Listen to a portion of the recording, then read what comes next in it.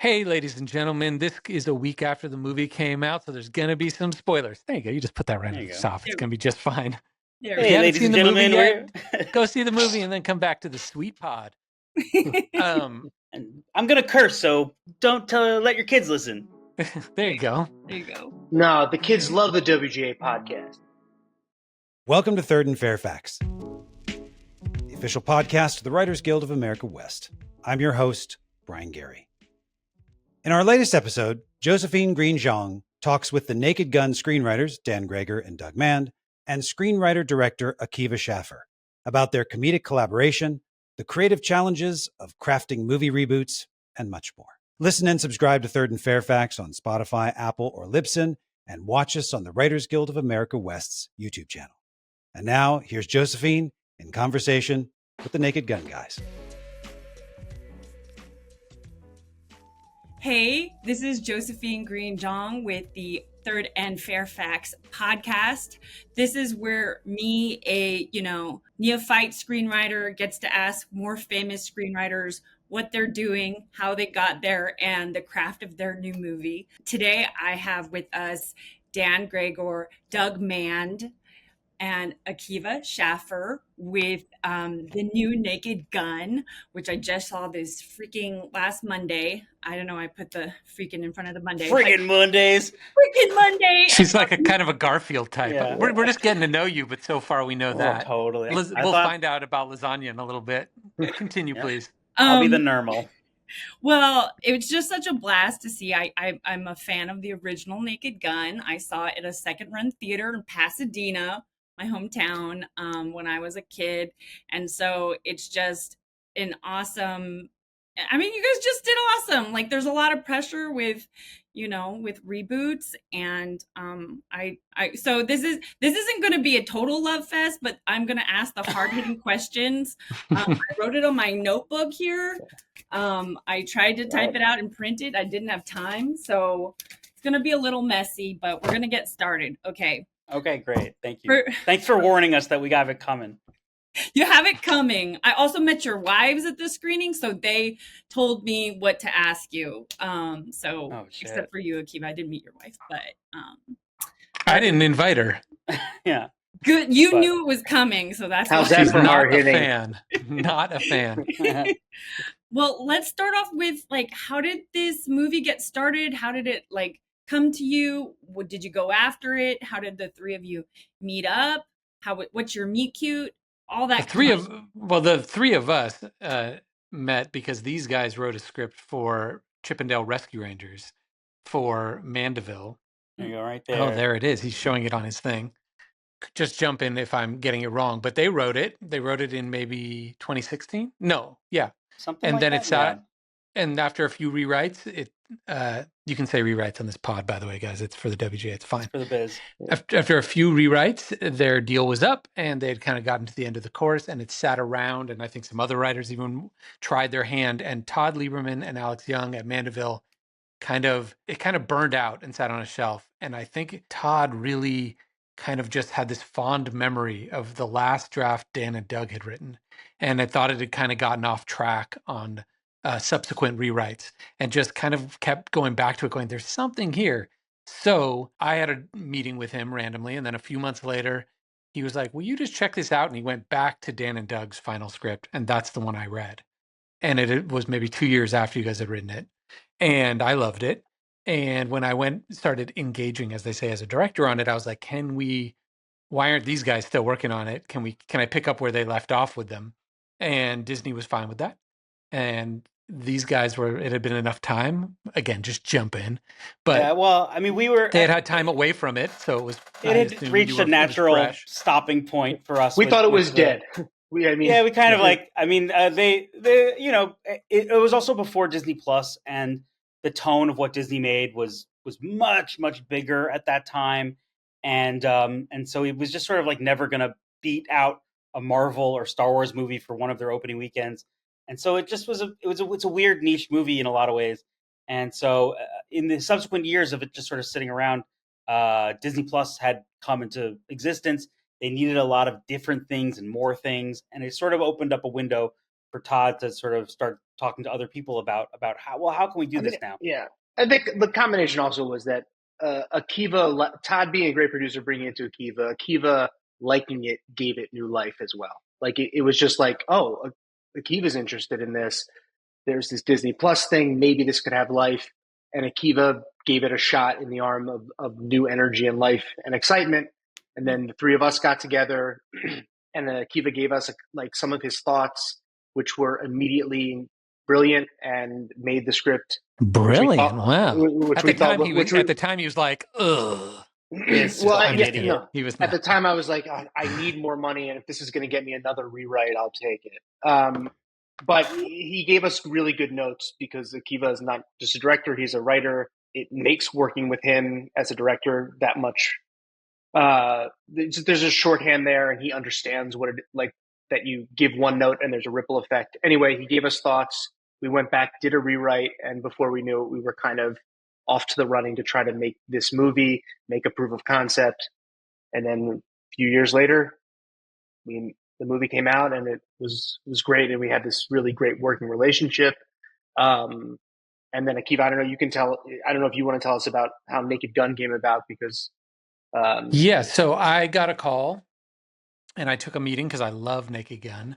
I mean, we can all speak to that in a little bit. We all have our love for it. So just even if I thought it sounded like a bad idea to try to make a reboot, remake, legacy sequel, whatever you would want to call it at the time, of Naked Gun, because Naked Gun's a perfect movie. And the rule is, if you're going to remake or try to redo anything, you want something that's kind of fundamentally broken that you think you could do better than. And there is no way to do better at the original Naked Gun because it's perfect. But I still just love it so much that I was flattered to get the call. And so I took the meeting. And the real thing that was different was that they said it was Liam Neeson. And that kind of opened my mind, where I was like, oh, well, we can't do better than the first Naked Gun, but we could do different. The first Naked Gun was, a spoof of mostly police procedural TV from the 50s and 60s, like M Squad and Dragnet and stuff. And then a little bit of 70s movies like Dirty Harry and Telephone, which is a Charles Bronson movie. And it's been 30 years since then. And we certainly have no shortage of Jack Reachers and John Wicks and newer Bond and Mission Impossibles and Law and Order and CSIs and just anything, plus all the same stuff they had, the Double Indemnities and In a Lonely Place and Dirty Harry. So after this initial meeting, I was kind of like, oh, wow, there actually is, I could start to see it with the Liam Neeson, but similar to the originals that were written with three people on Airplane, obviously Zaz, and with the addition of Pat Proft, that's Jerry Zucker, David Zucker, and Jim Abrahams, for those not familiar. And then Pat Proft met them on Police Squad, and they brought him in on Naked Gun. There's a reason there's a bunch of people that work on, in a writer's room. It is not the kind of movie you can write alone. It is all jokes and gags and trying to one-up each other. So I kind of went back to Paramount and was like, I can't do it unless I can find some people to do it with me. And of course, after our great time on Rescue Rangers, Dan and Doug were my first phone call. And we were like, we'll have to think about it. Yeah. You're like, maybe based on the last experience, we let him really sweat it out for all of around 12 seconds. And then it's rare to have jokes a studio for the Transformers that moment. Well, that's also for Paramount. It's rare to have a studio that wants to make something, first off, where you're not trying to convince them to make it, where they're like, we want to make this. And they have the star, and it's the right person that is exciting everybody. And the one thing they're waiting on is somebody to write a script and to direct it. And so with me filling the gap of directing, then it had all the pieces you need to be greenlit, which is really rare, except for a script. So then that's to me, a very ripe opportunity for all three of us to be like, oh, if we write this and we can get it good, it will be made, as opposed to a lot of times, again, this is the WGA podcast. A lot of times you write something, it comes out exactly how you wanted it. It's fantastic. And it still doesn't fit in to the new mandate or whoever's running the place now that wasn't the one that bought it, or the budget's a little too much for the idea. There's a million reasons not to make something.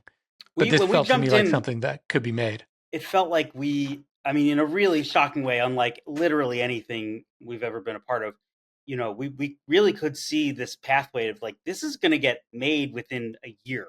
It really felt like if we deliver this by this date, they're gonna, like, if it's good, then it's gonna happen. And like the idea of like signing on to a movie and like it being done filming within a year is crazy. It ended up being more than that because of the strikes, but like the actual time in development was as honestly as efficient and quick as anything I could have imagined. How long did the script take to write, like from development to, or when you got the green light to? I mean, you never stop writing, obviously. But when was it? Fast. I think it was like 3.5 months till the strike, and then another. It was pencils down. Months. Pencils down, everyone. Don't worry. We did honor it. We really did honor it hard. I got and it was hard call because we really had there was really excitement about it, and we were like, "This is it." I remember us sitting around and being like, "Are we ready to send this in? Because we're going to be on the picket line." We turned in a draft called Strike Draft, and it was dated and timed on the front. Went to the lawyers. We're like, 11:59 on the day before, on the night of the strike. And we did send it to our lawyers to be like proof that this is when this got turned in. And then we just went away. But I remember I first was in those conversations with them in August. And what year would that have been now? 2 years ago? Yeah. Would that be August 2023? So. Yeah, that's right. August 2023. And then we were shooting the movie in June of 2024, right?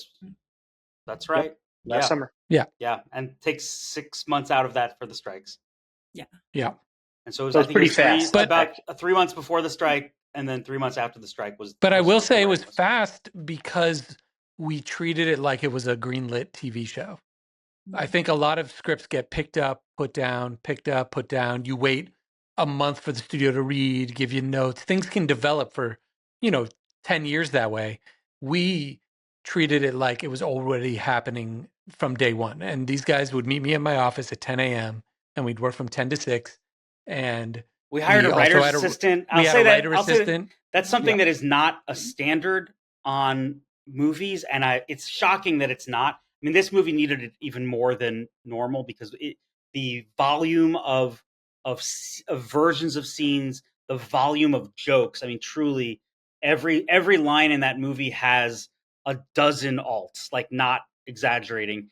And each scene has alts, and every bit has 3 more bits that were around it that ended up being cut at some point in the process. So we were writing a volume of material that was shocking, really, in a very quick amount of time. And as Doug and I especially come from TV writers' rooms. We started on How I Met Your Mother, and the TV writing process was a very important part of, I think, the process of doing this quickly, efficiently, with options and exploration, but in a meaningful way that you could get done on timelines. Yeah, and I think that Akiva's background of also working with the writing team, coming up with Lonely Island and Saturday Night Live, which we had to turn around pages, things quickly. This was not like any other movie writing process that I've been a part of. But it was also quite joyful because it was like a writer's room. It was throwing a lot of ideas out there, then going off and writing scenes, coming back, sending them to each other, putting our hands all over everyone else's scripts and just going.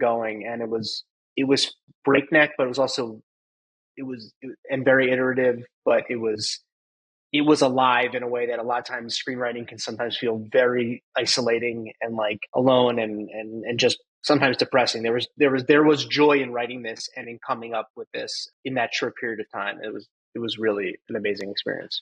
I've also just found that getting movies greenlit is partially a momentum game, and like things will just run out of momentum so often. And if you act like it's already greenlit from the start and kind of just keep iterating on it and changing it, not only will it get better, but you'll almost overwhelm the studio if they were ever interested, to where they're like, oh, this one feels like we're making it, because we keep getting new, like we would give them a script and I go, you can give us notes, but by the time you give us notes, we'll have done a new draft. And they would just read it and like 2 weeks later get back to us. And I'd be like, oh no, actually read this one. And we would just, if you're moving that fast, they're like, oh, this one's taking off. This one's going. And it does really, the last three things I made, which was Popstar, Rescue Rangers, and this, we acted like we were making it from the start, from the moment I got on. It was never development to me. It was always like, okay, we're going to make this. And I think that that's kind of infectious as a thing. Like I think it helps everybody feel like it's real. It's something, I mean, Doug and I are so appreciative of working with Akiva about, because it's, as writers who have toiled in the mines of development hell for all sorts of parts of our career, that's the biggest killer of the joy of writing is this feeling that you're in the document production business, where it's like, this is not a movie, this is just paper for some executive to show that there are things on their desk before it then goes into the trash. And it's very quickly like that feeling emerges when you get the sense that no one's going to make this movie. And so Akiva never losing that momentum belief is such a psychological game changer. Honestly, it's just like it makes you happy to just like be there every day, like working your ass off. And honestly, because this is a writer's podcast, so I'll get even more into the weeds. Working with Akiva on this also was like probably pushed us even more to be even less precious with what gets handed into them, because Dan and I are so used to being like, you have one chance to hand in like this one draft, and then it's like it's going to sit on that desk, and maybe they'll read the first 10 pages. And so when Akiva started sending drafts of like just works in progress, there was I think at first a fear on our part of being like, but wait, it's not there yet. And he'll be like, it's fine. I want them to know that like we're working on it. It's coming. There are good parts.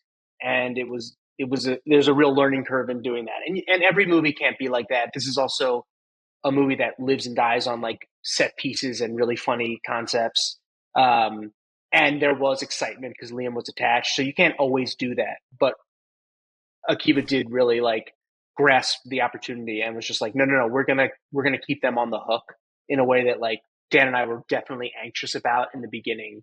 I hope we got more comfortable with it, but we were definitely anxious about. Yeah, I'm not opposed to sending 30 pages of, just to go like, hey, here's the opening 30 we've been working on. Because it also, when you put all that weight on the full script and turn it in, now you're asking for like so many notes. But when you're like, hey, here's 30, just kind of the gist, then the only thing they can really say back is, wow, keep going. Because they don't want to way off. Or you're way off, which is and then really you learn helpful. that early on. Yeah. Do you think that part of having so many drafts and your ability to do that is because it's more of a comedy? And like, if related to that, is that like also because you had the structure, when I first saw the opening, of the film, and you're like, plot device, and it's this found thing, like, is that sort of, did that help in like, setting up what the structure and what the plot of the film would be so that you could have like most of your drafts more be about alts and jokes? Or do you feel a lot of your drafts? No, we were working on story as much as jokes, and story would change story before anything else. Story 2 was the first, I think the first at least 2 weeks was almost entirely story with some comedic ideas that we would throw up there. But we'd have like a document of running like tropes and gags and stuff that we had identified in the last 30 years of movies watching, of going like, oh, there should be a gag where someone's breaking their phone over and over because that's a trope, or disassembling guns is a trope, or whatever it is. But we didn't even know where they'd be in the movie. We just knew that was in the genre and it would fit somewhere. And then mostly we would talk about story. I mean, yeah, I remember that board. That board was so intimidatingly scary because the whiteboard was just us putting, breaking it like any other normal story, and the slugs of what's happening are so empty. They're not funny. And I will admit that, like, from the moment we signed on to this, the fear and intimidation of walking into these enormous shoes was always there. And so, like, having the faith in the process that, you have to write the story first. You have to break the story first.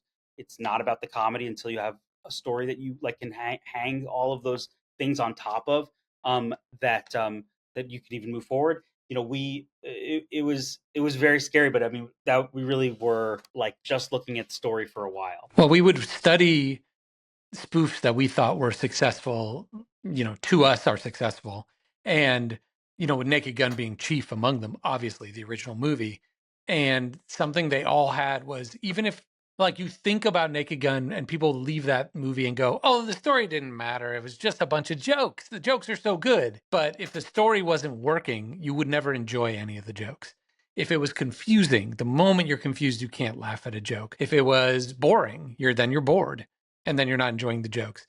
And the story is deceptively complicated, even though it is told, it's told simply, but it is the concepts are like a Manchurian candidate, a sleeper cell, assassins that have been brainwashed but don't know it and can be triggered by remote device to kill the Queen of England, who is being, and this is all a real estate mogul's plan to do so, but he's being hired by a terrorist. Like, if you try to just tell that in a normal story, that's the whole movie of a drama spy thriller. Like, yeah, also with but the love story that you care about too, which is like you go back and Naked Gun, you're like, that's a love story too that you actually care about. It's actually the most important part of it is the love Yeah. story. So there's all these elements going, and if they're all working perfectly, then the audience leaves and goes, oh yeah, the story didn't even matter, but it's got a lot of jokes. But if that story wasn't cooking and momentum wise, not cooking, like if it ever slowed down or spent too much time on the wrong thing, I keep referring to like that first movie's like a magic trick, and we kept watching it, trying to get past, like to see how the magician was doing it, because the moment you think you've figured out a rule of it, you realize it breaks it. Like an example we would talk about a lot was in the movie. You see this whole scene that's lifted from Telephone, where you see the terrorist hiring the real estate tycoon to use the assassins to kill the queen. So you as an audience know the whole evil crime plan, but you're watching Frank, and who doesn't know any of it, but he's acting on, a hunch. And he goes to the bad guy's apartment just to snoop, and he finds a piece of paper that says $10 million to kill Queen. And in a detective story, finding a clue that is just the entire evil guy's plot on a piece of paper, it would be a big no-no of any script ever. And even in a script like this, it would be if you didn't know what was happening, because you'd be like, what? Wait, how does he know what that means? What? If that was information to you as a reader or an audience member, it would be horrible. But they were smart enough to go, no. The audience already knows everything. We're rooting for Frank because he has a hunch and we know he's right.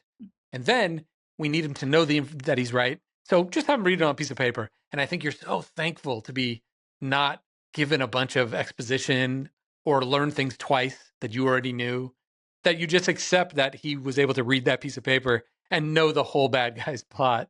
And it's just like making fun of plot mechanics, I guess, and writing in that moment. But it's very good. And we learned a lot from moments like that, I'd say. Did you approach it with the 8 sequence structure, or did you guys have that, or like just 3 acts on the board, or like what was your...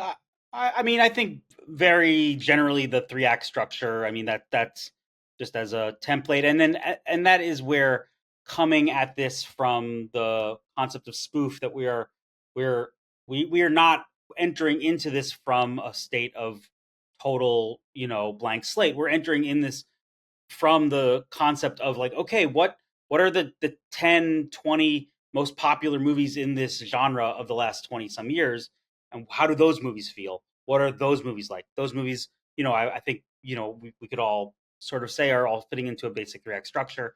They're not experimental. They're not doing anything outside that box. And so that does certainly give us boundaries and guidelines to consider, like, yeah, like if it feels organic to those movies, then it will feel organic to us. We absolutely don't want to surprise the structure of those movies, with the exception of when we want to. I mean, like we have a whole middle sequence where we're actively trying to break your expectation of the structure, because that's the point. It's like you've now been in it for long enough that you think you know what's happening next, but it's like, okay, but we have to stay ahead of you for laughter, for comedy. And so even within that, I mean, we're snapping back. You have to recognize the structure to fuck with it. So the structure has to be so clean and clear, and know, like, I'm in this scene. Oh, I'm in the scene where they fall in love. I'm in the scene where he loses everything. You have to know where you are and for the jokes to land, to really spoof it properly. Yeah, and that's true for everything down to the actors. That's why they're dramatic actors, not comedic actors, because it has to feel like you're in a real, Liam Neeson movie.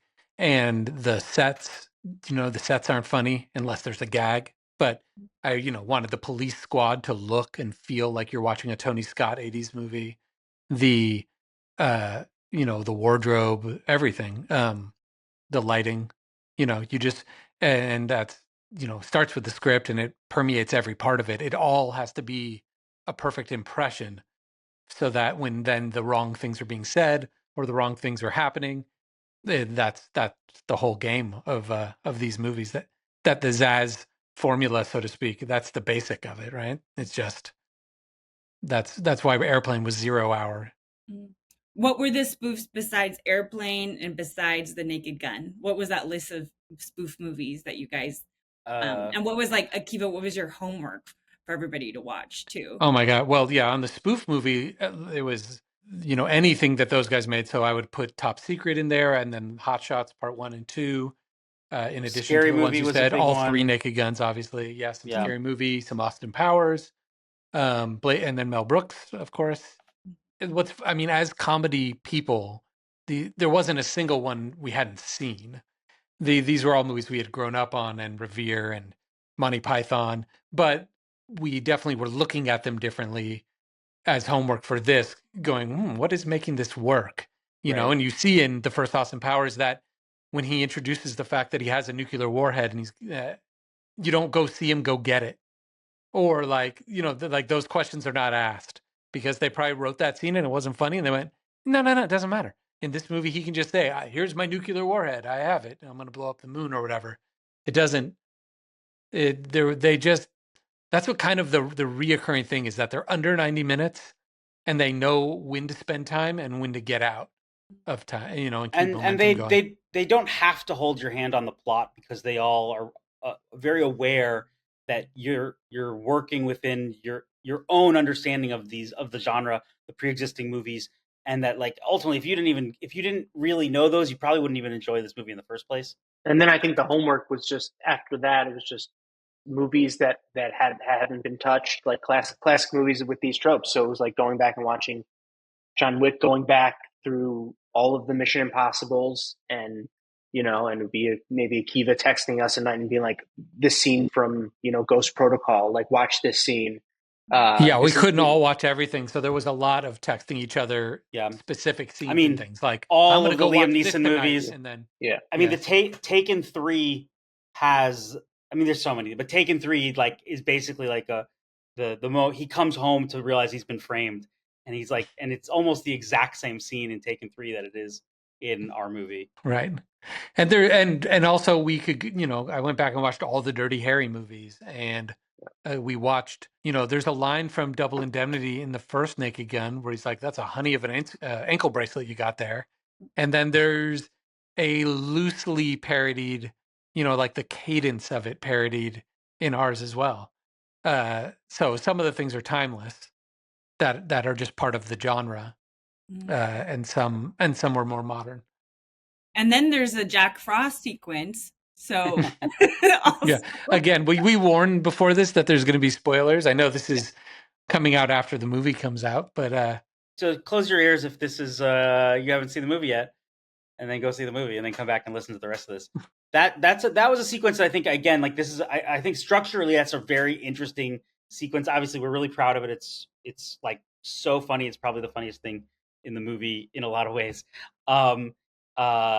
That was something that we certainly were all talking about, this just general concept that the original movie has this love sequence that is so funny and so iconic, and it's playing within the tropes of an actual sort of love montage. And I think we were very aware it was like, we're almost like not going to beat it. So we just started having these conversations about like, oh, how do we really zag away from that? And that became this thing also where we're like, all right, we're also in the part of the movie where things have to be really different than the expectations of the plot just to stay ahead of the audience. And, and that was something like Akiva kind of went home. We were vaguely in the area of like horror movies, and Akiva went home and he wrote this psychotic snowman sequence. And I mean, really, the first draft of Akiva that Akiva sent is a lot of what you see. I mean, like, you know, there's a lot of stuff is very communal, work on things, making things better. Akiva was a mad scientist with that thing, and he just sent this really crazy idea, and it was fucking amazing right from the first draft, and we were so excited about it. We'll let Akiva talk about it more, but like to sing his praises a bit. I mean, it was a really like, you know, we were like, we know we have to do something special here and something different, and Akiva kind of came up with this concept, and really we were kind of off and running with it from that moment. It's fantastic. And then even just like we were always so aware, is like, this has to be really bad snowman too, like it. Like a perfect snowman. Yeah, I mean, no, a perfect snowman. Don't get me wrong. It's a great snowman. But it was like we were very aware of like this really can't be like well done. No, they put CGI. $1 million. They put $1 million against it in the budget for a CGI snowman, and I kept having to. And then they kept telling me, and now you have to cut it. It can't. This sequence needs to go. And I kept being like, it's not $1 million snowman. It has to be a puppet that somebody is inside. It's a mascot costume. Truly, I was like, please let me go down to Party City and pick up a snowman costume for Halloween. It will work. I don't want to throw people under the bus, but it was a big fight for a very long time to get that sequence in the movie. And ultimately, Henson Company in New York made it perfect. And then some puppeteers came down, and it was joyful. And everybody likes it now. And everybody who was guilty of blocking has given me a proper, you know, you were right, I was wrong. You don't get that a lot in this industry. So I don't want to burn them anymore, and I've long let it go. But I'm just letting people know on this work podcast that it was not easy to get it through at all. And at one point I had to threaten to quit the movie. I mean, imagine being the person who says, if I don't get my snowman, I'm leaving. Exactly. Well, as someone who didn't have to go through, you know, you don't have going through the ringer, you don't have that baggage. It is by far one of my favorite things in the film. It's actually my second favorite thing. My favorite joke, I can be honest, is when he's holding the device and he's like, this weighs 2.5 chicken. Dude, I don't know what, that just made me laugh. Shout out to Danny Bonacci, who is a co-producer on the film, but started the film as my assistant and did so much great work. He got elevated by the end. That was his pitch. That was on the set. Yeah, on set. Oh, that's Unwritten. great. That's great when it works out that way. I think it was because it's like, so it just, you had to be paying attention earlier, and then you were just, it feels like a throwaway, and then it does not get a huge laugh in the theaters. But Yeah. I'm hoping we put it in for people like you who are paying attention and go and feel rewarded. Yeah, that was I think I was the only one laughing. I sat next to 2 teenage boys, and they loved the film, so that is also the hardest audience to reach. Truly. So I'm scared even imagining them there. So what were some of the what did you miss? Like, okay, what were your favorites, and like what did you wish that you could have had? In terms of favorites, I would say anything just overall similar to the snowman. We were trying to never use VFX except for when we have to. And in modern filmmaking, you have to a lot. But I try to make like a mandate to everybody. Like, if it's possible to do it practically, let's do it practically. So everything that we really did was so exciting, and it's just so much funnier when you're watching a movie and you can tell this stuff really happened, because once it's VFX, anything can happen. So similar to that, you can tell the snowman's really there and is a person in it. It's so much funnier than if it was a cartoon. And so some other examples, since we can spoil anything, and this one's in the trailer. So the electric car pulling away with all the chargers still attached and yanking out of the ground, and then the high voltage cable going up the wall to the transformer, and then the wall rips out, and then a bunch of prisoners escape.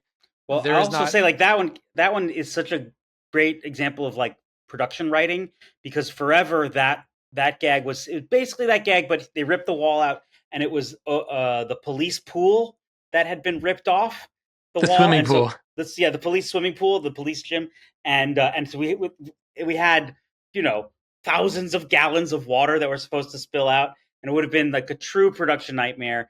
And, you know, production was like, this is a bad idea. Don't do this. And we're like when so you break, fun. like in Mission Impossible, when he blows up the fish tank and all that water comes down and all the fishies are flopping. But in our case, it was going to be cops in Speedos, like flopping on the ground and with as water rushes past them. But yeah, that got it got better by being made cheaper and doable.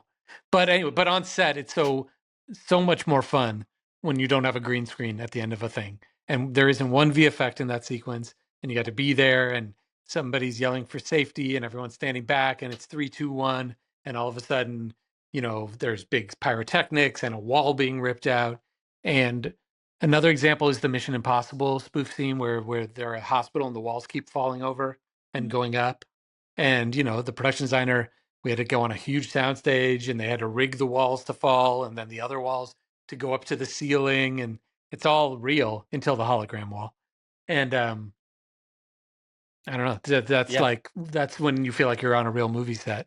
And it's that just was the day on set for me that I was most like, oh my God, I can't believe we're doing this.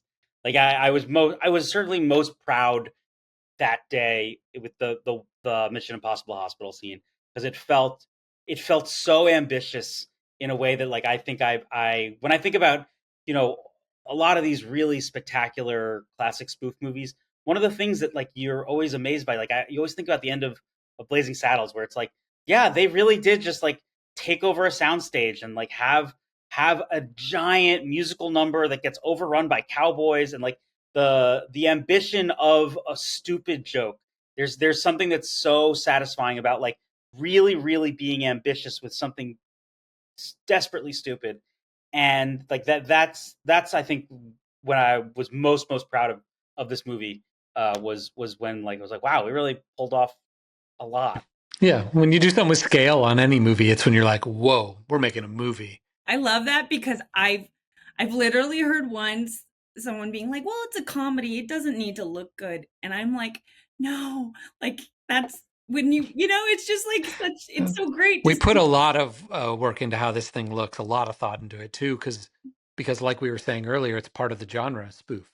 And if it feels like you're watching this thing, and we were really trying to blend this, like the perfect movie that I was actually of how it looked is the James Bond movie Tomorrow Never Dies. It's a mid Pierce Bronson run one, and it's right when the series takes this kind of leap into modern filmmaking, and it's shot on 35, of course, because of when it came out, and it looks like it, but it's also slick and it's got all the atmosphere. And similarly, we looked at like Top Gun and Beverly Hills Cop 2, the Tony Scott films.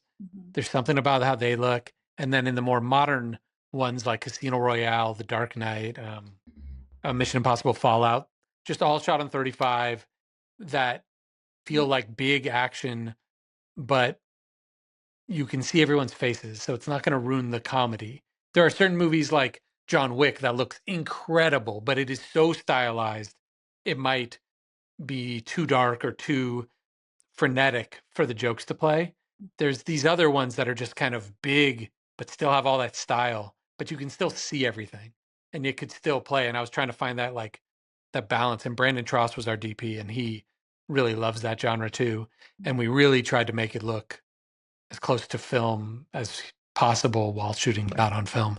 And kind of hit that nostalgic sweet spot where it is not throwback, but it reminds you of movies, as opposed to a lot of the stuff that comes out nowadays, especially on streaming, where you're like, why does this look like a TV show? This doesn't feel like a movie. And I don't know how you felt watching it, but I definitely, we took a lot of time trying to be like, this should feel like a movie. Yeah, definitely with that opening sequence, especially. How did you land on, that if you don't want to, well, it's in a little bit in the trailer too, the like opening with Liam and the Mission Impossible like reveal. And I think that's I don't want it's the bank heist. It is the opening. Well, you can't spoil stuff. We've been talking about stuff that's not in the trailer that we've already ruined. It's okay. You have to, at the very top of this thing, I'm going to give, hey, ladies and gentlemen, this is a week after the movie came out, so there's going to be some spoilers. There you go. You just put that right in the top. It's going to be just fine. Hey, ladies and gentlemen, go see the movie and then come back to the sweet pod. I'm going to curse, so don't let your kids listen. There you go. There you go. No, the kids love the WGA podcast. The first teaser that came out, I keep talking about when people are asking me about like the look and stuff, like, and all like there was the big questions that needed to be answered and that first teaser kind of answered them all, but those also happened to be things that we kind of all wrote in the first week of writing, because they were also the big questions we needed to know, which is when you hear there's going to be a new Naked Gun with Liam Neeson, you need to know, oh, is he Frank Drebin again? Is he just, like, how are they, what relation to the old movies is it? And we wanted to be so clear that Leslie Nielsen is irreplaceable and he's a unicorn. And like I said earlier in the pod, we don't think we can do better than the first movie. It's perfect. We can only do different and try to honor the spirit and the style of the first. So one of the questions is like, how are you going to do that? And right away we wrote the scene where they're in the hallway and he's praying to the picture of his passed away father, Leslie Nielsen, and he is Frank Drebin Jr. And he is saying, I want to be just like you, but at the same time, completely different and original, which is like a very clear thesis statement for the entire film. And every reboot ever. Yes, but a lot of them make the choices to I know, erase the past and do all kinds of things. And we want to be like, nope, we know that one's great. And if you love it, you can just go watch it right now. We haven't touched it. It's still there for you. We love it too. We're just going to try this other thing based on Liam. And Liam is not Leslie, and he's not going to be doing an impression of Leslie or trying to be Leslie. He's his own guy. So that was the big first question. And then for me, especially as a filmmaker, the like, what is it going to feel like and look like? Is it going to be throwback and look like the old Naked Gun looks perfect for what it is, but it was doing TV and a little bit of movies, and it's beautifully shot on 35 and everything, but it's not stylized by today's standards. And so that bank heist was a good place in the very beginning of the movies. We specifically wrote it big as a way to tell the audience watching the movie, like, here's what it's like, a statement of like, here's what the movie is. It's a big, it's trying to be Dark Knight with a much smaller budget, but attempting to be Dark Knight, not attempting to be something more goofy in that way. It's not TV procedural. Yeah, exactly. And so the teaser also showing that helped because it answered that question. And then the last thing that people would always say is, what are you going to do about OJ? Yeah. And so it also answered that question. And so I was very happy with that teaser because it at least was very honest to what the movie is, which is rare. And I mean, like, here's the answer to all the questions of what this is going to be. And I was relieved when the audience saw that and went, oh, that's interesting. That's okay. I wonder if that's related in, I just wanted to ask about the construction of a joke, because I think a lot of times it's like coming at something too, where you're like, this is supposed to be funny, doesn't means it's going to fall flat and not be funny. And then having more dramatic actors and like having a world that's so action driven, like it's a real action movie, as you say, gives it space to, be so funny and have jokes. So curious your thoughts about that, but also just, I was asked by one of your wives to ask about the construction of a joke. So curious. So also working that in. Thank you. Oh, Thank wow. you to our wives. I'm not going to forget food because I like, sure. keep you. Yeah, that was got to keep. I know exactly. But it wasn't a specific joke. They're just like ask them about construction of a joke. There was more to it, but it was like kind of late. So I'm okay. Sure. So it wasn't this big. Sorry, I botched it. It was one of your wives, so I'll let you guys answer. Yeah. And it was one of Dan's wives. Who is a writer herself, so she's really throwing you under the bus. I know. I think the construction of a joke this is a hard. Let's question. Get on our comedic hard hats here. Yeah, I think in a really good way. Again, to me the rules of the comedy of this movie are that we're mapping on top of a genre, right? And so it's really, really important in a movie like this that the jokes are not coming from everywhere. They can't just be a random pop culture reference. They can't be. We have fart jokes, but they can't be a fart joke for no reason. They have to be earned from the pre-existing expectations of the genre. And so like Akiva brought up some of the Double Indemnity style dialogue or stuff about like there's the when the chief of police gets that call late at night. In her bed, it's like such a tropey genre moment where it's like, he did what? get me driven this instant, right? Like that those two lines have been uttered 1 billion times in these movies. And so it's our job to take the thing that you instantly recognize as the trope and then spin it off of that. And so, in that moment, the get me here from this instant means that, like, well, this instant means she's in bed, and now we're going to do our, like, chewing out scene, while her husband is asleep. And so, I think for us, that I would say is like the math of down to the line, the scenes, the plot. It's all coming from those setups. Well said. Well said. Awesome. All right. Okay. I feel like that this is it. This is it, guys. We killed it. Thank you Great so job. much. Thank you. Naked Gun, go see it in theaters. This was such a pleasure to get to talk with you all and like real legends here. I'm going to take all these lessons and apply it to my next thing, and hope you all do out there too. So thanks for being on the Thanks for having us. Thank you for having us. Thanks for listening to this episode of Third and Fairfax. You can listen and subscribe to Third and Fairfax on Spotify, Apple, and Libsyn, and watch us on the Writers Guild of America West's YouTube channel. If you like this episode or have a comment, email us at podcast@wga.org. Also check out writtenby.com, the Guild's online publication, for more on writer craft, career, and union life. And see you next time.